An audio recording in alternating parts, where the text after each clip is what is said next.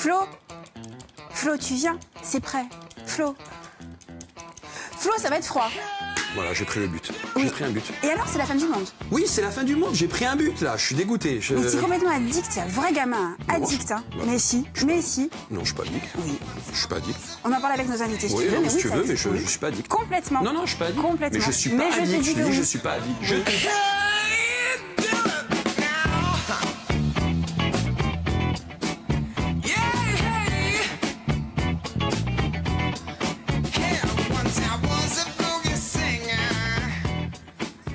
Bonjour à tous, si vous nous rejoignez pour cette deuxième partie de Via Nova au sommaire. Les jeux vidéo sont-ils nécessairement l'ennemi des parents? Comment encadrer leur pratique, voire même la valoriser? On pose la question à nos invités dans quelques instants. Et puis il est beau, il est frais, il est jeune, il sent bon. Notre nouvelle recrue, Laurent Diffray, sera avec nous pour une chronique rétro gaming. Et puis, comme chaque jour, vous pouvez réagir sur les réseaux sociaux avec le hashtag Via Nova et nous poser toutes vos questions. Mais on commence par la revue de presse.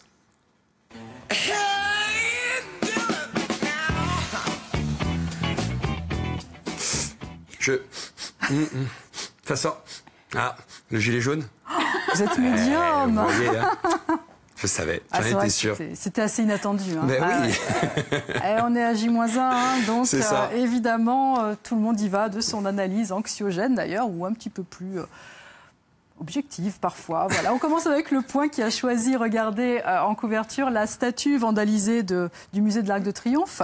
Alors cette statue, vous savez, c'était une réplique en plâtre en fait de la statue de Rude que l'on appelle la Marseillaise. Hein, c'est le pilier nord de l'Arc de Triomphe. Et en fait, j'ai appris d'ailleurs en faisant cette petite recherche que son véritable nom, j'avais toujours appelé la Marseillaise, c'est le départ des volontaires en 1792. Ah. C'est la minute culture. Écoutez, vous faites bien. C'est très bien. Autant s'enrichir tous les jours. Alors évidemment, ce choix, je trouve, de couverture augure un petit peu du fait que on va parler de la colère et aussi de la force de la colère. Et effectivement, ce titre, Les derniers jours du modèle français, ça va dans le même sens. Donc l'hebdomadaire va nous détailler pourquoi Macron doit tout changer et ce qui coûte vraiment un pognon de dingue. Et dans les pages intérieures du Point, on trouve le feu et puis l'analyse de ce qui a mis le feu aux poudres, avec notamment ces petites phrases et puis ce tag évidemment. Fait référence à une des fameuses phrases « Ok Manu, on traverse la route pour trouver un boulot en couverture, le pognon de dingue ». Bon voilà, c'est évident que c'est aussi ça qui a énervé tous ces gilets jaunes. Et Le Point met aussi en exergue une citation de Macron, d'une phrase de Macron à Benjamin Griveaux, qui est ici, regardez, arrête d'envoyer les ministres sur les plateaux de télé, c'est sur les ronds-points qu'ils doivent être. Oui, on n'est pas sûr. Hein. Ça semble un peu plus dangereux pour eux. Carrément suicidaire. Oui, on est d'accord. Suicidaire. Alors le feu, c'est aussi la une de Libération, enfin en tout cas une ambiance incendiaire, hein, c'est évident, avec violence, l'engrenage.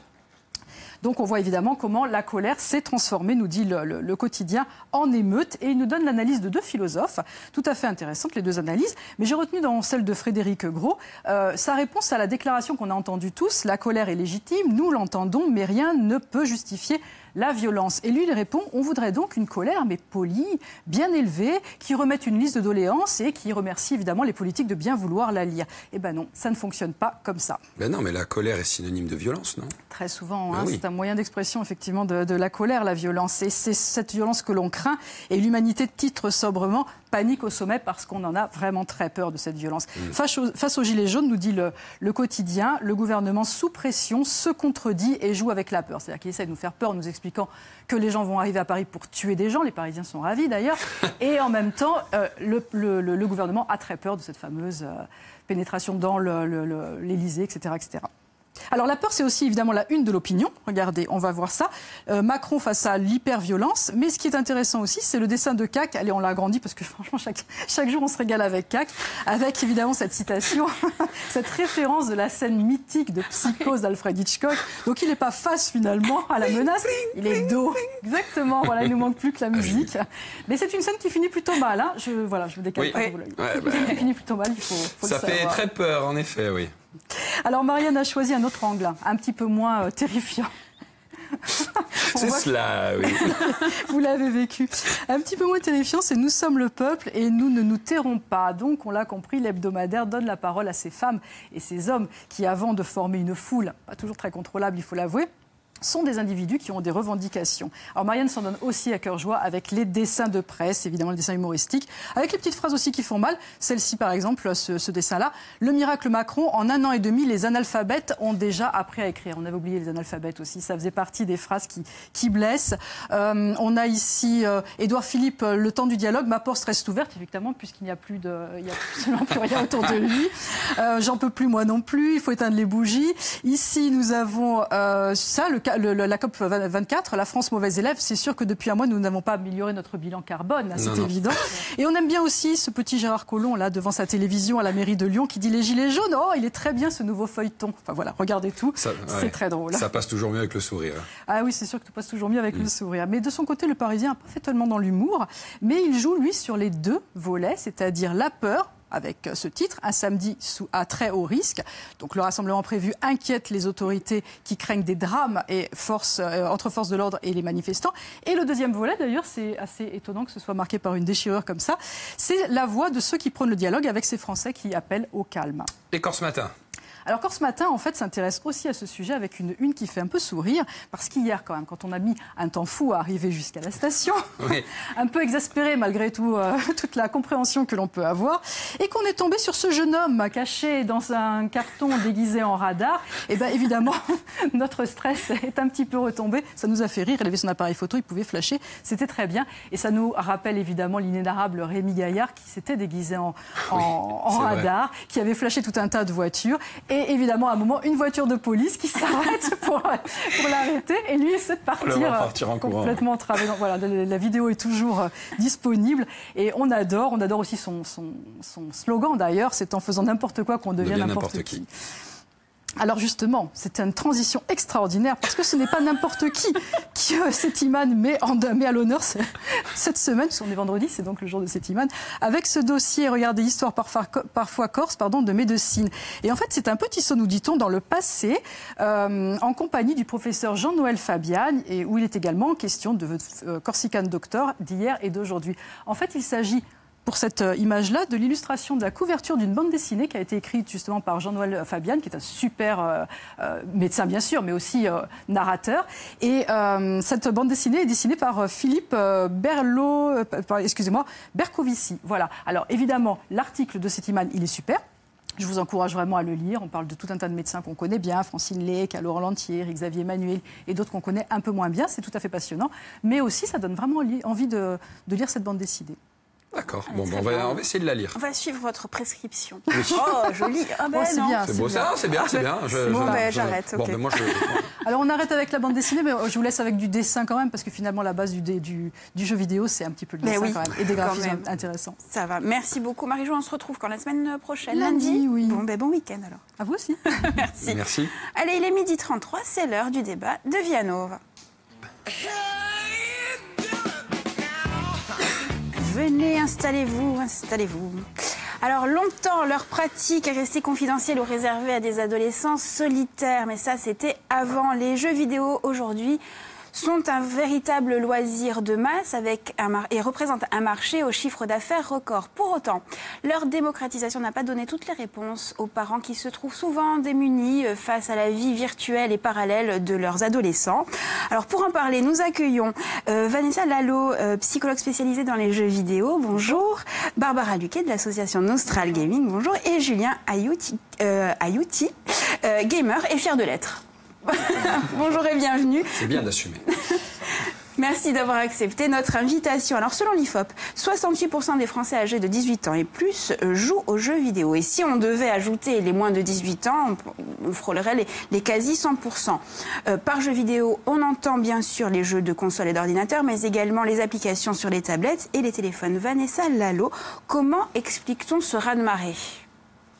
Il y a une vraie démocratisation du jeu depuis un certain nombre d'années, notamment liée à tout ce qui est console portative, téléphone portable, tablette, ce que vous présentiez juste avant. C'est vrai que ça permet une explosion, une démocratisation, surtout dans les foyers, auprès des familles. Les femmes aussi sont de plus en plus joueuses. On est à 48% à peu près de femmes joueuses et qui jouent pas forcément aux jeux clichés qu'on pourrait imaginer chez des ados, par exemple. Donc on voit que finalement le jeu est pluriel et qui permet de rassembler tout un tas de populations diverses sur des jeux plutôt différents pour le coup. Est-ce qu'il y a un âge plancher idéal pour commencer sa vie de gamer ? Non, enfin, il n'y a pas de recette miracle. Je ne crois pas, moi, aux préconisations globales. Je pense qu'il faut à chaque fois faire attention à son enfant, à se demander dans sa famille quel sens ça va prendre. Est-ce qu'on va pouvoir accompagner le jeu? Est-ce que nous-mêmes, nous sommes joueurs? Est-ce que nous connaissons ces différents jeux? Sur quel support on va aller? Est-ce qu'on va donner son téléphone portable pour s'occuper dans le train?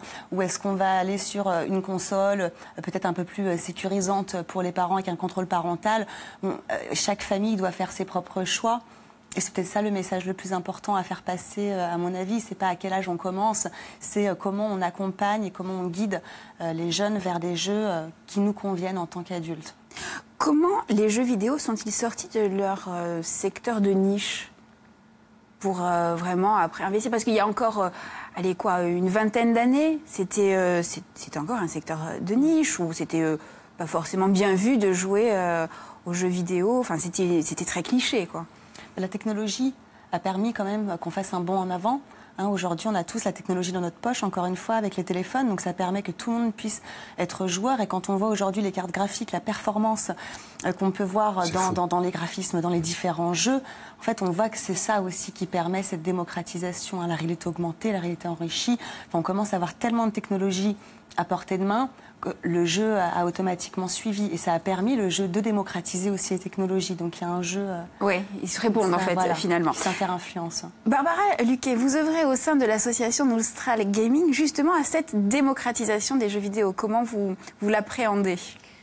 C'est exactement ce que dit Vanessa. On a devant nous un public divers et varié avec tous les âges possibles, du plus jeune au plus âgé. On a des grands-parents qui viennent s'initier aux jeux vidéo pour pouvoir avoir un petit peu ce lien intergénérationnel qui se perpétue. Et du coup, en faisant des animations, on se rend compte que les jeunes, ils viennent de plus en plus, les parents s'intéressent de plus en plus, et c'est ça qui est important pour justement trouver le juste milieu entre les bonnes pratiques et les joueurs. Alors quels sont les moyens justement qui sont mis en œuvre au sein de l'association Noustral Gaming pour accentuer ce côté transgénérationnel? Donc on a différents événements que l'on fait un peu partout en Corse, donc surtout sur Ajaccio-Bastia, où on fait des tournois, où on essaye de faire jouer les gens ensemble, qu'ils soient petits ou grands. Et voilà, donc plein d'activités comme ça. Après, par exemple, hier, on a participé à une réunion auprès de directeurs de centres aérés pour essayer de montrer un petit peu les bienfaits des jeux vidéo dans un cadre de socialisation. Julien, quel joueur êtes-vous? Moi, je suis joueur depuis tout petit et aujourd'hui, je m'oriente vraiment vers la compétition. Je joue principalement aux jeux de combat. Et moi, mon grand plaisir, c'est de voyager et de pouvoir profiter de cette passion, rencontrer des gens qui ont la même passion que moi, qui viennent de tout milieu et tout type d'endroits. Et à travers ça, la compétition, vraiment. Alors, ce qui est bien, c'est qu'on voit avec Julien qu'il peut y avoir des débouchés. Alors, déjà, c'est un sport. C'est un vrai sport. De plus en plus. On le considère de plus en plus comme un sport, oui. Et puis, il y a des débouchés aussi. On n'est pas obligé... c'est pas forcément un facteur d'isolement. Pas du tout. Non, clairement pas. Enfin, justement, la socialisation, c'est quelque chose d'extrêmement important. Et quand on s'intéresse un petit peu au milieu du jeu vidéo, au-delà de cet aspect, je joue tout seul derrière mon écran qui fait relativement peur aux personnes qui ne connaissent pas, en fait, on voit à quel point on est en lien social. La plupart des jeux se jouent en ligne, les personnes se rencontrent. Plein de personnes qui sont phobiques sociaux ont justement l'opportunité de rencontrer des personnes et de sortir de leur isolement dans lequel ils seraient restés s'ils n'avaient pas joué. Toutes les compétitions qu'on peut voir sur les festivals, les personnes ont envie de se rendre dans des lieux pour se rencontrer. Donc on voit quand même que le jeu vidéo fédère énormément de personnes et donc il y a quand même cette socialisation qui est très importante. Attendez, on est en train de dire que c'est bien de jouer aux jeux vidéo là? Oui. Quelle belle émission. C'est bien, mais tant mieux. Avec mesure, je suppose. Bien sûr, la question c'est de toujours garder un équilibre. Le juste milieu dans les pratiques, c'est ça qui va être le plus important, bien entendu. Mais on ne peut pas faire porter un cliché dans un sens ou dans l'autre. Ça ne va pas faire sortir de l'isolement de manière absolue si on a d'autres problématiques et ça ne va pas enfermer non plus. Voilà, c'est comment on trouve un bon équilibre au même titre que la lecture, que le cinéma et que tous les autres médias dans notre vie.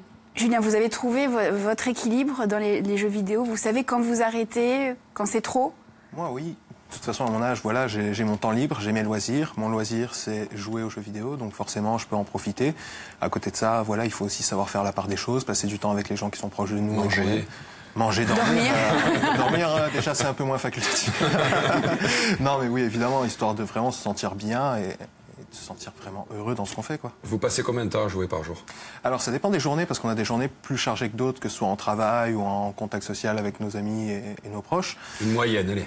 Une moyenne, ça peut varier entre 3 et 6 heures, vraiment. Ah, ça va, je m'attendais à plus. C'est pas mal, non, quand même? Ouais. Tout dépend aussi Barbara. des jeux. C'est-à-dire que un jeu comme Street Fight, le jeu de combat, c'est peut-être un peu moins chronophage que des jeux où on doit jouer à plusieurs, où on doit se coordonner en équipe. Donc voilà, ces jeux-là sont plus chronophages. Là, on est sur un entraînement sportif aussi. C'est ça. Oui. Donc c'est pas la même chose que de jouer pour son propre loisir. Là, il y a quand même cette notion de je dépasse mes limites, je m'entraîne de manière assez régulière, une sorte d'hygiène de vie sportive entre guillemets. Donc tous les joueurs vont pas jouer non plus ce même nombre d'heures et tout le monde n'y met pas le même investissement derrière. Là, il y a quelque chose de professionnel qui est assez intéressant à mettre en avant aussi dans cette pratique-là. Comment on définit l'addiction aux jeux vidéo? À partir de quand on est addict ou pas? Il n'y a pas de... je dirais, de standards, de critères Alors, moi, je ne parle pas d'addiction aux jeux vidéo. Je me bats relativement contre ces appellations-là parce que il n'y a pas de consensus et aujourd'hui, tout le monde se tape un peu dessus par médias interposés à savoir est-ce qu'il y en a, est-ce qu'il n'y en a pas de l'addiction. Bon, moi, je parle de pratiques excessives. Auquel cas, parce qu'on peut dénoter des excès. Et quand on parle d'excès, un parent qui vient dire à son enfant « là, je trouve que tu es excessif », ça permet un dialogue. Alors que quand on dit addiction, on rentre vite dans quelque chose qui est pathologisant chez les enfants qui, en général, vont bien. Après, certains vont pas bien. Et du coup, on est obligé de proposer, bien entendu, des consultations, de proposer à ce qu'il y ait au moins une prise en charge de l'entourage ou des jeunes. Il n'y a pas de réponse... miracle, on va dire, par rapport à ces sujets. Mais moi, je ne parle pas d'addiction. Alors, on a une réaction sur Facebook. Mon enfant passe ses journées devant les jeux. On passe notre temps à réprimander, mais rien n'y fait. Notre vie est un calvaire. Oh. Toujours dans le conflit. Comment lui faire comprendre que trop de jeux, ce n'est pas forcément bon pour lui? Il faut proposer autre chose.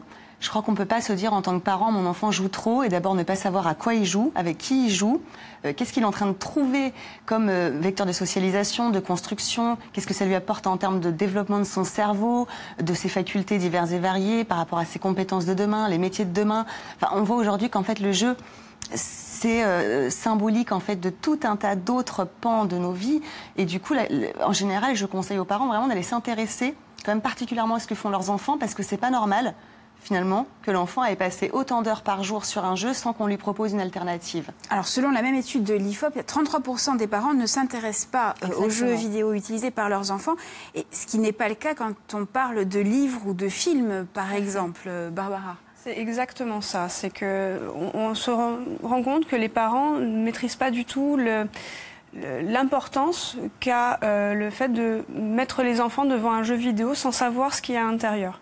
On voit la jaquette bon, pourquoi pas. On voit des préconisations avec une classification qui est PEGI, qui informe, qui conseille sur l'âge et sur le contenu, avec des pictogrammes qui correspondent à des contenus.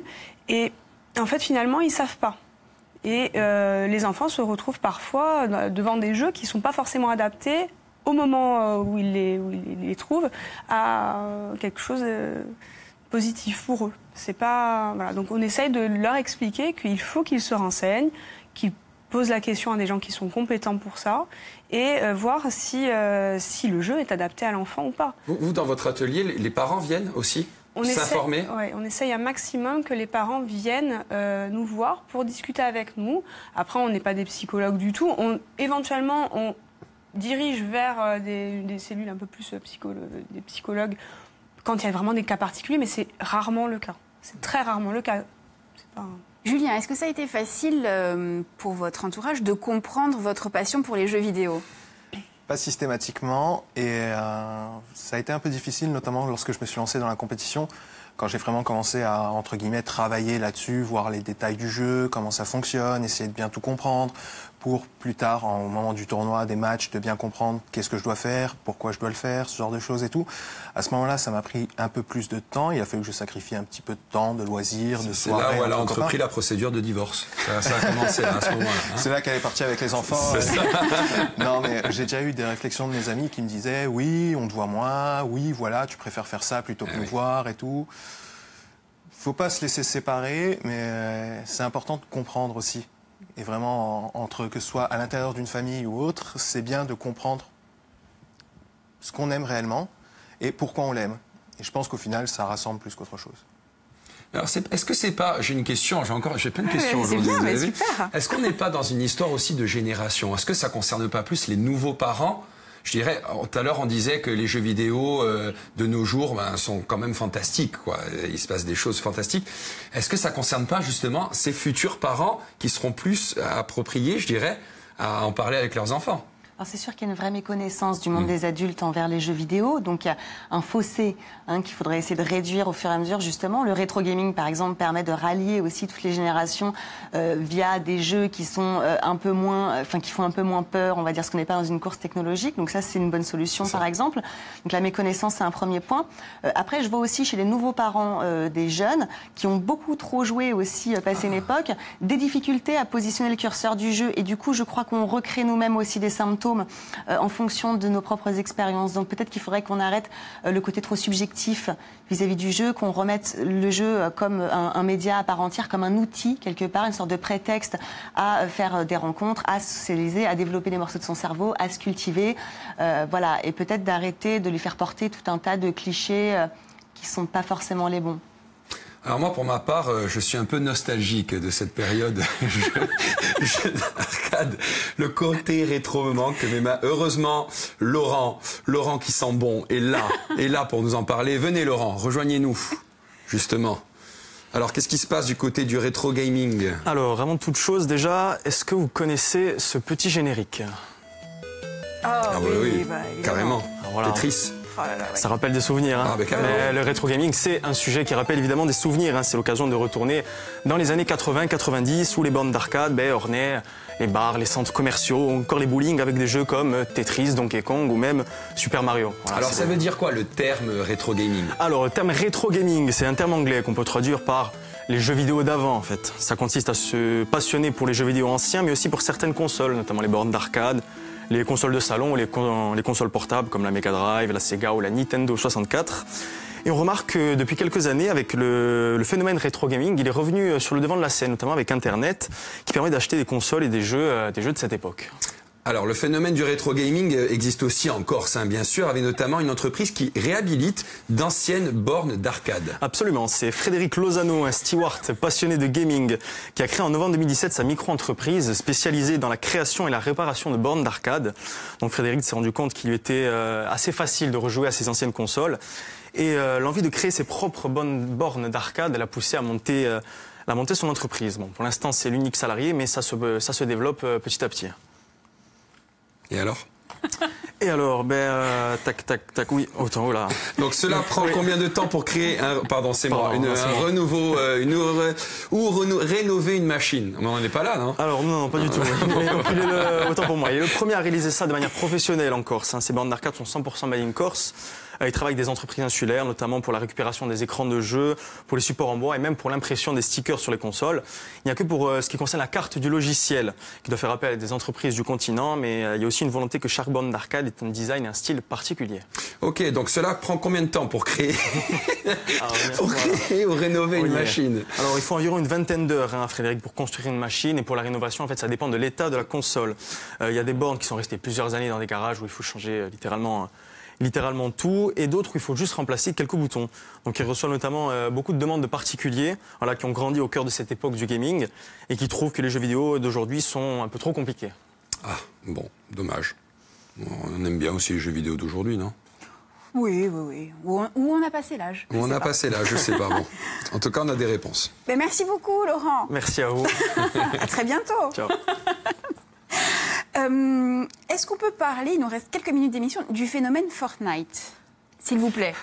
Le phénomène. Est-ce que quelqu'un peut m'expliquer ce succès? Alors, le succès, il est dû au fait qu'il soit gratuit, multiplateforme. Donc, on peut y jouer sur téléphone, sur tablette, sur ordinateur, sur console. Et donc, il est gratuit. Et le mode Battle Royale, donc on se retrouve à 100 sur une carte. Le but, c'est qu'il n'en reste plus qu'un. Donc, il y a un survivant, un gagnant. C'est un jeu qui est sur un graphisme un peu cartoon, donc qui est 12+, parce que même s'il y a un côté violent, quand on le dit comme ça, Battle Royale, en fait, la mécanique de jeu n'est pas tant violente que ça, c'est plus de la construction, où finalement, c'est celui qui est le plus haut dans l'espace qui gagne. Donc les enfants, quand on leur pose la question, par exemple, ils ont plus l'impression d'être dans un jeu de construction, où il faut aller très vite pour faire évoluer ses personnages, plutôt que dans un jeu où on s'entretue. Ça, c'est un point qui est important. Et du coup, moi, ce qui me poserait peut-être problème avec Fortnite, c'est qu'il y a beaucoup d'achats intégrés à travers le jeu, que les enfants dépensent quand même pas mal d'argent pour les passes de saison, pour des designs. Bon, après, c'est tous les jeux, ça, aujourd'hui, quasiment. Non. Tous les jeux ne fonctionnent pas comme ça. Là, c'est un jeu qui est gratuit, donc son business model, le modèle économique, est basé sur le fait que justement les gens vont dépenser de l'argent. Donc ça, c'est peut-être un point sur lequel moi je mets une grosse vigilance vis-à-vis des parents. C'est que comme ce jeu-là ne demande pas une autorisation pour aller acheter avec la carte bleue des parents le jeu, les parents ne savent pas forcément à quel jeu jouent leurs enfants, et quand ils s'en rendent compte, c'est des fois un peu trop tard. Et si on veut cadrer, parce que c'est un jeu qui se joue en temps réel aussi, on ne sait pas combien de temps va durer la partie, et je crois que c'est important de mettre des limites vis-à-vis de son enfant. Et si l'enfant n'a plus d'argent de poche pour s'acheter un vrai jean dans la réalité, ça peut être problématique. Il s'achète des jeans pour son avatar toutes les semaines, par exemple. C'est bête. Et ça, c'est une réalité chez pas mal de parents, et on n'en parle pas forcément. Donc le jeu en tant que tel ne pose pas de difficultés. Voilà, il faut simplement cadrer. Le meilleur conseil à donner aux parents, c'est de mettre des limites, des cadres à leurs enfants, de les accompagner, les écouter et de faire attention aux achats intégrés. Donc c'est votre conseil pour éviter la crise? C'est ça. Évitez les achats intégrés autant que possible. Cachez bien votre carte bleue. Que les enfants comprennent bien que l'argent virtuel, c'est de l'argent réel. Ok, bon. Merci beaucoup. C'était le mot de la fin. Voilà, merci beaucoup, messieurs, dames. Nous, on va se retrouver en troisième partie. On va parler de votre bien-être et on va partir en rando aussi avec des raquettes. Vous allez voir, c'est cool. Allez, à tout de suite sur Viastem.